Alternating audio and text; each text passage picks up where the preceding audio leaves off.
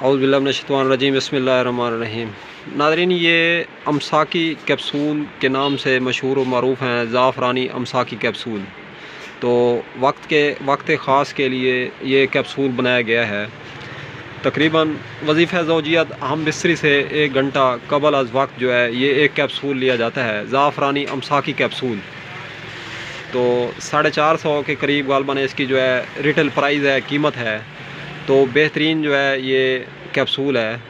तो हमारे काफ़ी व्यूवर जो हैं वो कहते हैं फ़ौरी के लिए कोई दवा हकीम साहब हमें बताएं, तो उसके लिए ये जो ज़ाफ़रानी अमसाकी कैप्सूल है तो ये भी अल सऊदिया तिब्बी फार्मा से जो है पासशुदा है।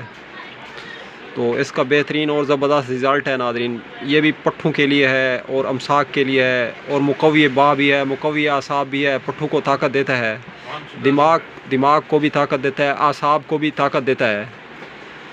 तो फ़ैनल जो इसके फ़वाइद हैं वो तो काफ़ी ज़्यादा हैं। अगर हम फ़वाइद के हवाले से बात करें तो बहरहाल वक्त ख़ास के लिए ये अल सऊदिया तिब्बी फार्मा की तरफ से जो है एक तोहफ़ा है, नायाब कीमती जड़ी बूटियों का बेशबहा ख़जाना है नाज़रीन ये।